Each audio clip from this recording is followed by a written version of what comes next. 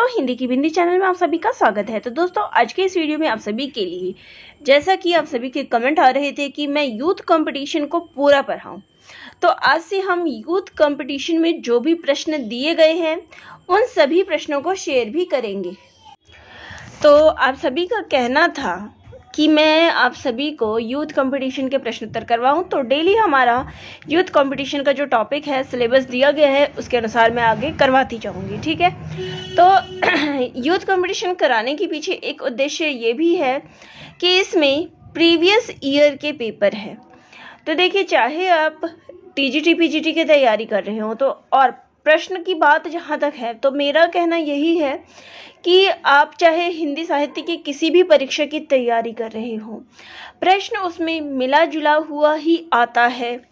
चाहे आप assistant professor की तैयारी करें, चाहे आप टीजीटी पीजीटी की, देखिए टॉपिक्स वही है, थोड़े बहुत टॉपिक्स का अंतर होता है, लेकिन कुछ ऐसे टॉपिक्स हैं जो आपको सेम ही मिलेंगे। अब यहाँ पे अगर मैं इसके थंबनेल में अगर मैं EMRS लिख दूंगी या फिर BPSC लिख दूंगी, जो +2 या फिर ग्रेजुएशन बेस्ड पे है टीजीटी का, तो इसका मतलब ये नहीं है कि केवल उन्हीं लोगों के लिए है, क्योंकि ये हिंदी साहित्य के प्रश्न है तो सभी के लिए है।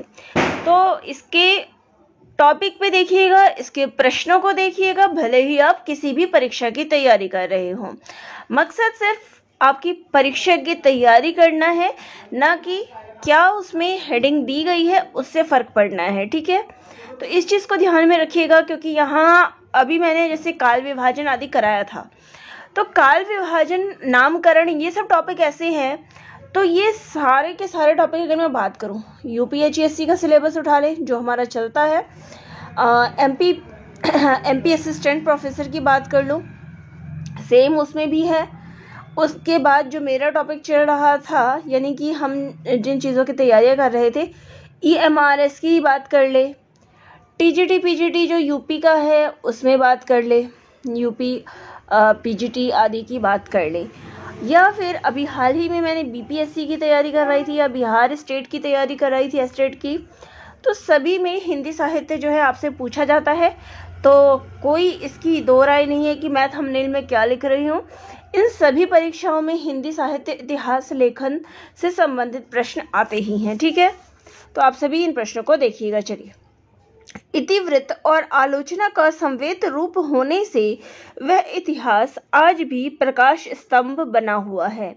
इस कथन में जिस इतिहास की ओर संकेत किया गया है उसके लेखक हैं। तो ये कथन जो है शुक्ल जी का कहा गया है। ठीक है। तो शुक्ल जी के द्वारा ये कथन जो है कहा गया है, और स्पेशली शुक्ल जी के कथन तो आप जरूर याद रख लें, क्योंकि बराबर से परीक्षा में पूछे जा रहे हैं और 3-4 कथन तो जरूर आ जाते हैं। हिंदी साहित्य के इतिहास में आदि काल के लिए आधार काल नाम किसने दिया था? देखिए, मैंने आप सभी को आज ही ये ट्रिक बताई थी कि देखिए, आधार, तो मोहन का आधार बन गया। ठीक है, मोहन का आधार बन गया। मोहन एक लड़का है, उसने क्या किया? आधार बना लिया। ठीक है। तो आधार यानी आधार कार्ड बना लिया। ठीक है। तो इस प्रकार से आप याद करिएगा, वो मैंने ट्रिक आपको बताई थी, तो आप देख लीजिएगा। फिर देखिए, अगला प्रश्न है, रामचंद्र शुक्ल का साहित्य इतिहास ग्रंथ हिंदी साहित्य का इतिहास नागरी प्रचारणी सभा से प्रकाशित हिंदी शब्द सागर की भूमिका में किस शीर्षक से लिखा गया? तो ये लिखा गया हिंदी साहित्य का विकास। पहले जो इसका नाम था वो था हिंदी साहित्य का विकास। तो इस चीज़ को ध्यान में रखिएगा। और ये हिंदी साहित्य का इतिहास का पहले नाम क्या था? हिंदी साहित्य का विकास हिंदी शब्द सागर की भूमिका में इस नाम से ही प्रकाशित हुआ है। ठीक है।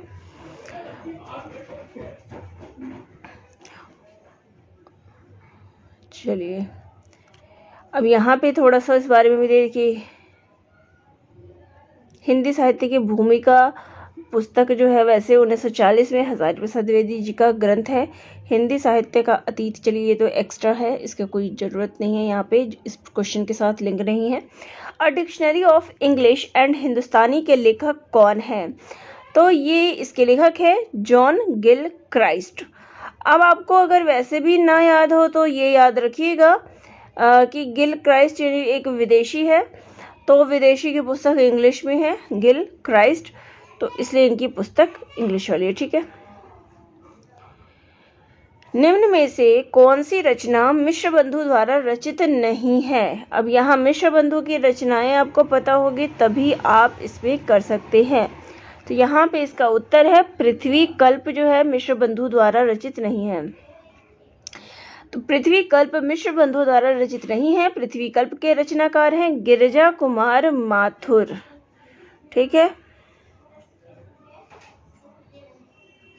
और मिश्र बंधु के द्वारा जो प्रसिद्ध रचना है वो है हिंदी नवरत्न और मिश्र बंधु विनोद। मिश्र बंधु विनोद जो है 4 भागों में विभाजित है और इसमें लगभग 5000 कवियों एवं लेखकों का परिचय मिलता है। ठीक है, इसके अलावा कुछ मिश्र बंधु की रचनाएं यहाँ आप देख लीजिए, भारत विनय, बूंदी वारिश, पुष्पांजलि, नेत्रोन्मीलन, तो ये सभी जो है मिश्र बंधु की रचनाएं हैं। ठीक है,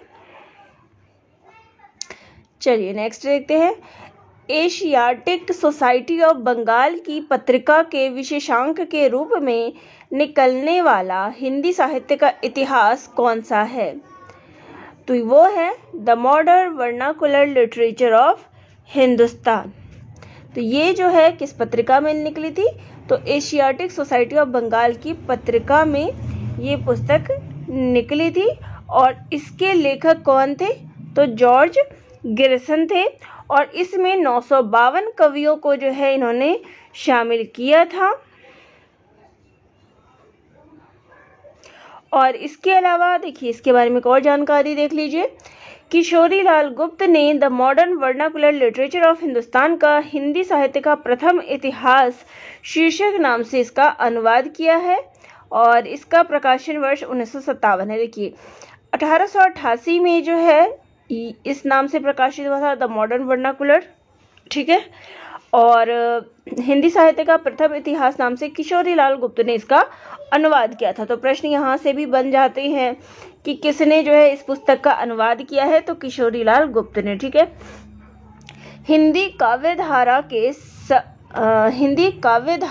के संग्रहकर्ता साहित्यकार का नाम क्या है?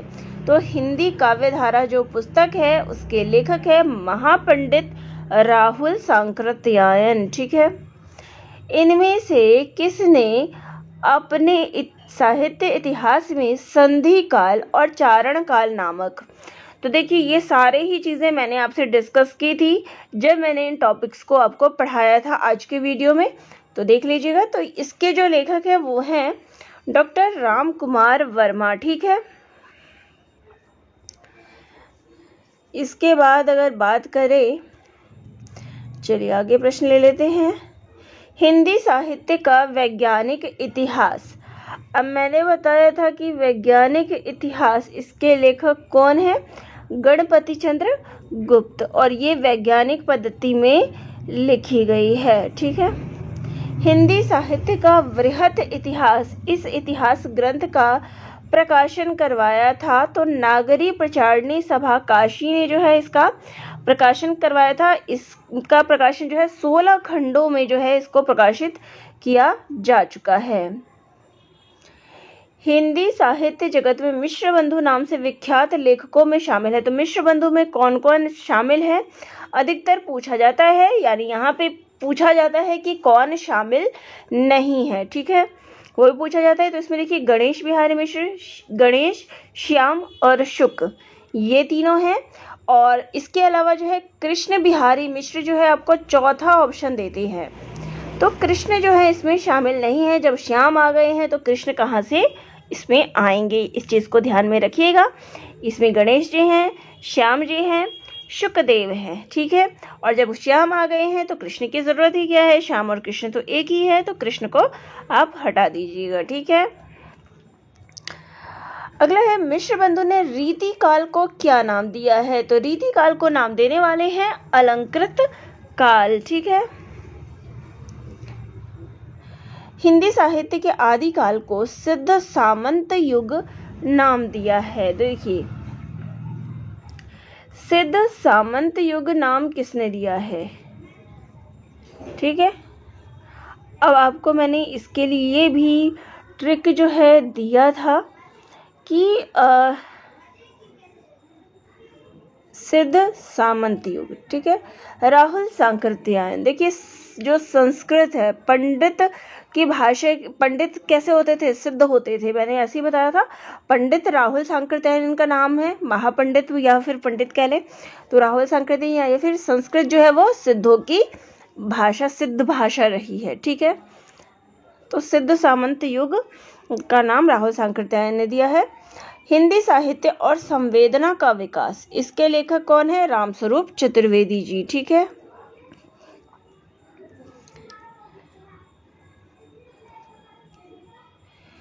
नागरी पिचारनी सभा द्वारा प्रकाशित हिंदी साहित्य का वृहत इतिहास के प्रथम भाग का शीर्षक है, तो इसके प्रथम भाग का शीर्षक है हिंदी साहित्य की पीठिका। मैंने इसके 16 भागों के जो नाम हैं वो अपने वीडियो में बताया है, तो आज के वीडियोस जो भी अपलोडेड हैं आप उनको एक बार ज़रूर देख लीजिएगा, ठीक है।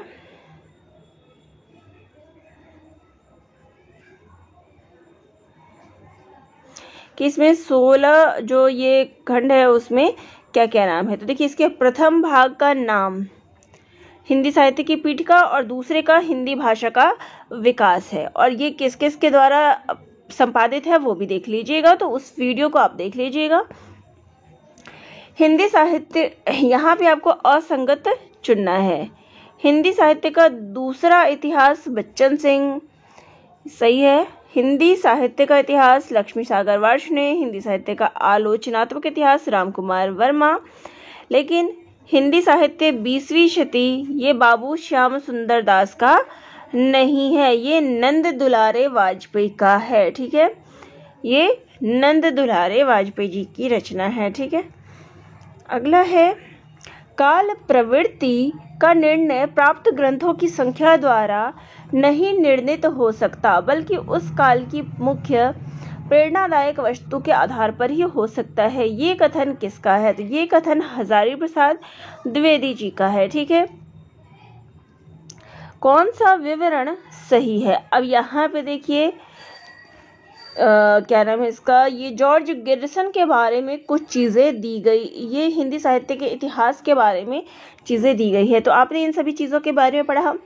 गारसा दासी ने अपने इतिहास ग्रंथ में कवियों को कालक्रमानुसार प्रस्तुत किया है, तो बिल्कुल ही गलत है।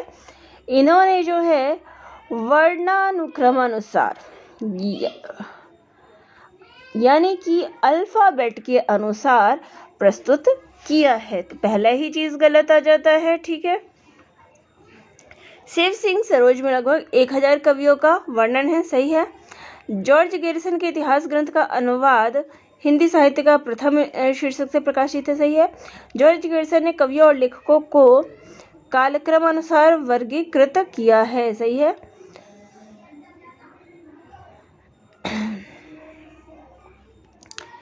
इतिहास का देखिए, क्योंकि आज का वीडियो आप सभी के लिए आप देख सकते हैं कितना इम्पोर्टेंट था, क्योंकि ये जितने भी चीज़ें प्रश्न है ना सबके सब उसमें मैंने पूछे थे, ठीक है।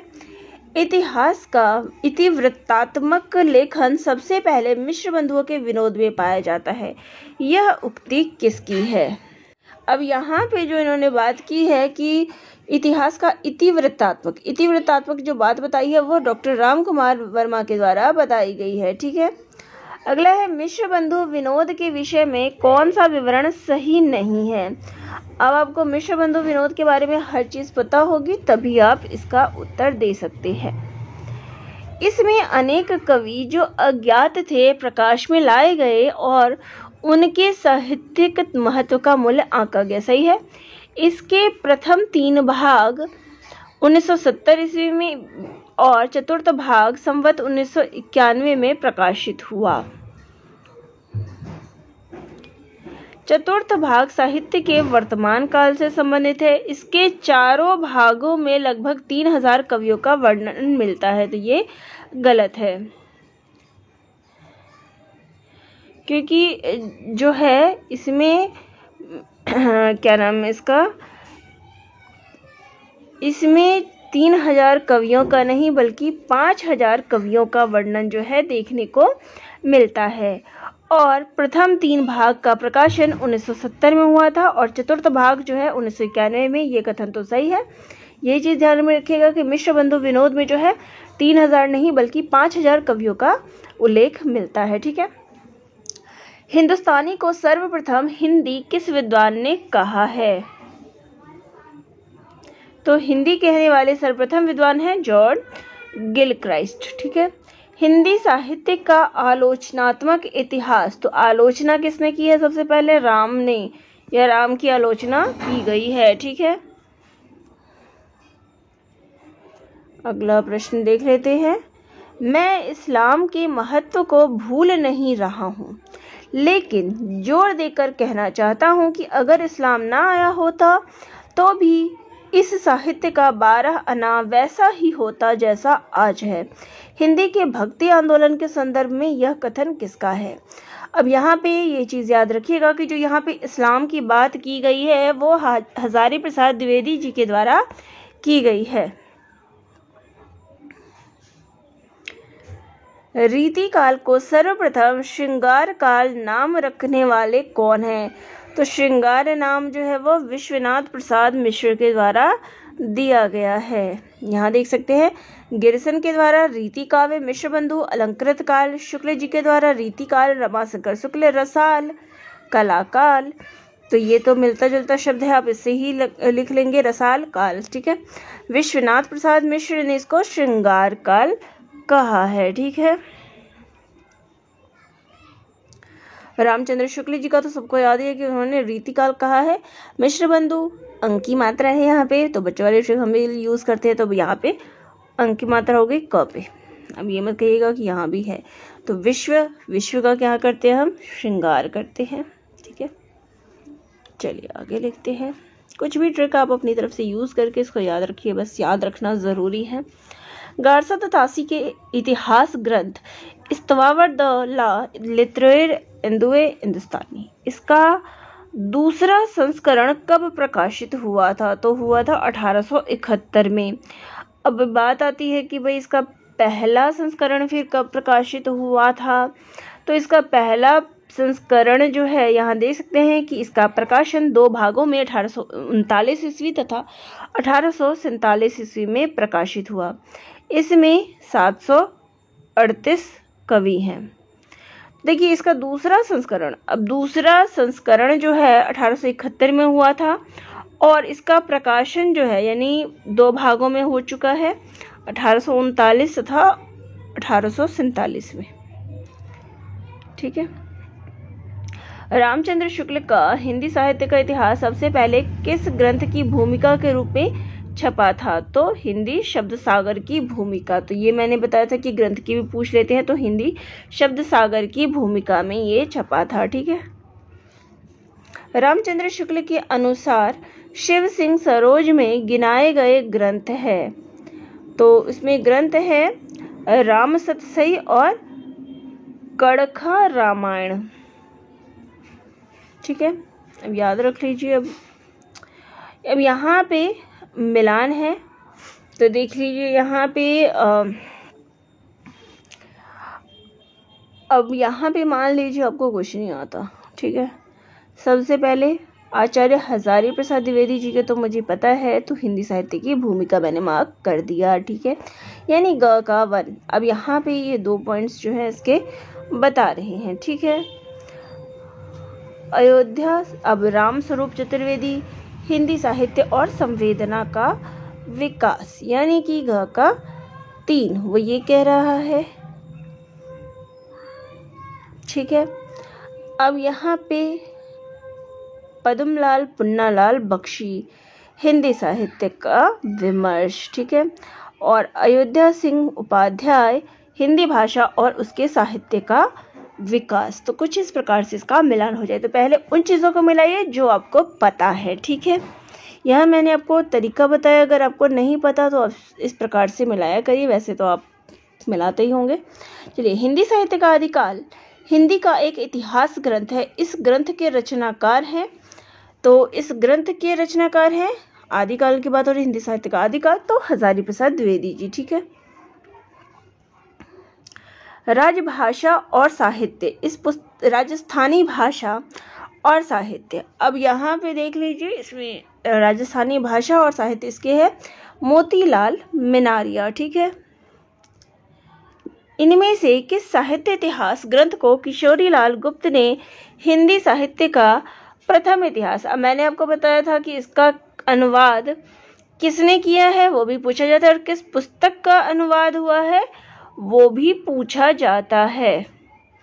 तो इन्होंने किया है था the modern vernacular literature of northern Hindustan का। ठीक है, इसका जो है अनुवाद किया था। आचार्य रामचंद्र शुक्ल ने रीति काल का समय क्या माना है, तो 1700 से लेके 1900 विक्रम संवत। ठीक है, निम्नलिखित में से किसने हिंदी साहित्य का इतिहास नहीं लिखा है। अब यहाँ पे अब आप कहेंगे कि सबके द्वारा तो लिखा ही गया है, तो नहीं, डॉक्टर नगेंद्र ने जो है हिंदी साहित्य का इतिहास नहीं लिखा है, बल्कि हिंदी साहित्य के इतिहास का संपादन किया है। यहाँ पे आप देख सकते हैं, इसका उत्तर मैं आपको दिखा देती हूँ कि डॉक्टर नगेंद्र ने हिंदी साहित्य का इतिहास नहीं लिखा, बल्कि ये हिंदी साहित्य का इतिहास ग्रंथ के संपादक है। रामकुमार वर्मा ने हिंदी साहित्य का आलोचनात्मक इतिहास, और हजारी प्रसाद द्विवेदी जी ने 3 इतिहास ग्रंथों की रचना की है। हिंदी साहित्य का की भूमिका हो गई, फिर उद्भव और विकास, और फिर आदिकाल। वहीं पे लक्ष्मी सागर वार्ष्णेय ने हिंदुई साहित्य का इतिहास नाम से लिखा है। तो डॉक्टर नगेंद्र जो है संपादित, उनके द्वारा संपादित पुस्तक है हिंदी साहित्य का इतिहास। ठीक है, किस इतिहास लेखक ने अपने इतिहास ग्रंथ में लगभग 5000 कवियों का विवरण दिया है, तो मिश्र बंधुओं के द्वारा जो है मिश्र बंधु विनोद में 5000 कवियों का विवरण दिया गया है। आचार्य रामचंद्र शुक्ल के इतिहास ग्रंथ में कालों के नामकरण का आधार क्या रहा है। अब शुक्ल जी ने जो है युग प्रवृत्ति के अनुसार इसको विभाजित किया है, और इसके लिए उन्होंने कौन सी पद्धति अपनाई है, तो विधेयवादी प्रवृत्ति जो है इसकी अपनाई है, और ये सर्वमान्य है और सर्वोचित पद्धति कही गई है। इतिहास लेखन की सबसे विकसित पद्धति कौन सी है, तो विधेयवादी पद्धति को सबसे विकसित पद्धति जो है मानी गई है। ठीक है, हिंदी साहित्य का इतिहास दर्शन नामक ग्रंथ के लेखक है, तो इसके लेखक है हिंदी साहित्य का इतिहास दर्शन, इसके लेखक हैं डॉक्टर नलिन विलोचन शर्मा।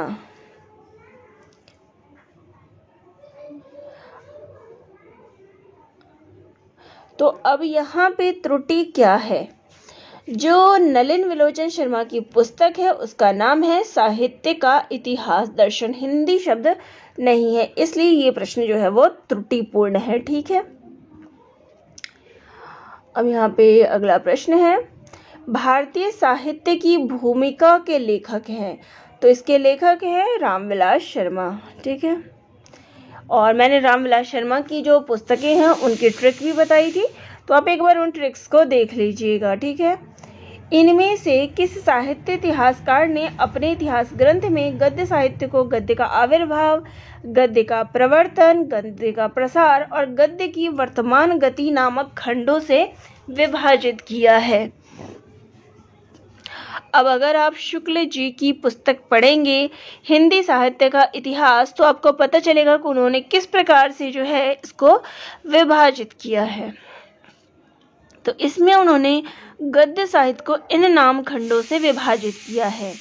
हिंदी साहित्य के उत्तर मध्यकाल को कला काल किसने कहा है, तो कला यानी अब यहाँ पे मैंने आपको बताया था कला काल रमाशंकर शुक्ल रसाल। ठीक है, आल शब्द जो है दोनों में आ रहा है, तो इस चीज को ध्यान में रखिएगा। अगला है the modern vernacular literature of Hindustan के लेखक कौन है, तो जॉर्ज ए गिरसन। अगला है हिंदी साहित्य के इतिहास लेखन की परंपरा का सूत्रपात किसने किया था, तो सूत्रपात करने वाले हैं गारसादा तासी। ठीक है, हिंदी साहित्य के उत्तर मध्यकाल को अलंकृत काल किसने कहा है, तो अलंकृत काल जो है वो मिश्र बंधु ने कहा है। हिंदी साहित्य का आरंभ 639 ईस्वी से मानने वाले हैं, तो 639 से मानने वाले हैं डॉक्टर रामकुमार वर्मा। ठीक है। हिंदी साहित्य का उत्तर मध्यकाल को रीतिकाल किस विद्वान ने माना है? तो रीतिकाल मानने वाले हैं आचार्य रामचंद्र शुक्ल जी। ठीक है। वर्णानुक्रम लिखा गया हिंदी साहित्य के इतिहास का प्रथम ग्रंथ निम्नलिखित में से कौन सा है? तो वर्णानुक्रम शैली, तो इसमें जो लिखा गया है वो आपको पता है इस्तवा-उद-दौला लिटरेचर हिंदुस्तानी, इसको जो है वर्णानुक्रम में लिखा गया है। ठीक है। पहला इतिहास ग्रंथ। डॉक्टर, अब यहाँ पे थोड़ी सी इसकी जानकारी भी देख सकते हैं कि इसे फ्रेंच भाषा में 2 भागों में लिखा गया है। पहला 1839 में और दूसरा जो है 1847 ईस्वी में प्रकाशित हुआ है। ठीक है। डॉक्टर गणपति चंद्र गुप्त के अनुसार हिंदी साहित्य के इतिहास का पुनर्लेखन किस दृष्टिकोण के अनुसार किया जाना चाहिए? तो उनके अनुसार जो है स्वतंत्र, तटस्थ एवं संतुलित दृष्टि से जो है इसका पुनर्लेखन किया जाना चाहिए।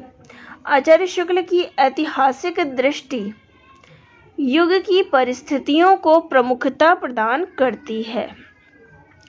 ऐतिहासिक कालक्रम के अनुसार निम्नलिखित में से कौन सा नामकरण गलत है? तो इसमें से जो है रीतिकाल नाम जो है वो गलत है। आदिकाल के बाद जो समय दिया गया है, देखिए उसमें मध्यकाल, आदिकाल, मध्यकाल यानी कि पूर्व मध्यकाल और उत्तर मध्यकाल और तथा संक्रांति काल नाम ऐतिहासिक कालक्रम की दृष्टि से सही है। ठीक है। निम्नलिखित में से किस लेखक ने कालों की रचनाओं के विशेष प्रवृत्ति के अनुसार उनका नामकरण किया है? तो शुक्ल जी ने जो है कालों की रचनाओं की प्रवृत्ति के आधार पर उनका नामकरण किया है, यानी कालों के अनुसार। जैसे कि वर्णानुक्रम में तो वर्ण अल्फाबेट के अनुसार किया गया था, लेकिन इनका जो है विधेयवादी पद्धति था, जिसमें उन्होंने जो प्रवृत्ति थी रचना युगों की, कालों की, उसके अनुसार उन्होंने इसको विभाजित किया। ठीक है। निम्नलिखित में से क्या हिंदी साहित्य इतिहास लेखन का आधार या स्रोत नहीं हो सकता? विभिन्न युगों की आंतरिक और बाह्य परिस्थितियों को पर प्रकाश डालने वाली सामग्री सही है। शिलालेख, साहित्यकारों की प्रकाशित या अप्रकाशित रचना, ये भी सही है। रचनाओं का मौखिक उल्लेख, देखिए मौखिक उल्लेख तो कहीं भी आधार के रूप में प्रयुक्त नहीं किया जा सकता।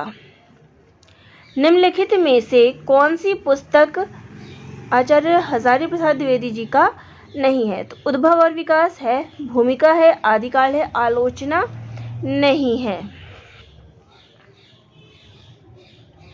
आचार्य रामचंद्र शुक्ल के अनुसार आदिकाल का समय है, तो इसका समय है 1050 से 1375 ईस्वी। ठीक है। इस्तवा-उद-दौला लिटरेचर हिंदुस्तानी नामक ग्रंथ किस भाषा में लिखा गया? तो फ्रेंच भाषा में लिखा गया गारसो दतासी के द्वारा। अब यहाँ पे इसका मिलान देख लेते हैं। तो सिद्ध सामंत काल किसके द्वारा कहा गया है?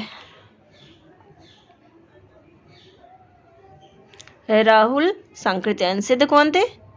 पंडित चारण काल। चारण काल को क्या थे? जॉर्ज चारण काल में गया। प्रारंभ में मिश्र जो है, मिश्रित जो चीजें थी वो प्रारंभ में दिखाई देती। आदिकाल हजारी प्रसाद द्विवेदी। ठीक है। हिंदी के प्रारंभिक काल को आदिकाल नाम देने वाले हैं, तो प्रारंभिक काल को आदिकाल नाम दिया है हजारी प्रसाद द्विवेदी जी ने। ठीक है। ज्ञान राशि के संचित कोश का नाम साहित्य है, ये कहने वाले कौन हैं? तो ये कहने वाले हैं डॉक्टर पंडित महावीर प्रसाद द्विवेदी। हिंदी साहित्य के इतिहास का काल विभाजन करने वाले प्रथम इतिहासकार कौन हैं? तो हिंदी साहित्य का पूछा गया है, तो वो है जॉर्ज गिरसन। ठीक है। रामचंद्र शुक्ल ने वीर गाथा काल को आदिकाल किसने कहा है? तो वो कहने वाले हैं हजारी प्रसाद द्विवेदी। शुक्ल जी ने वीरगाथा काल कहा है, वहीं पे आदिकाल कहने वाले हैं हजारी प्रसाद द्विवेदी जी। ठीक है।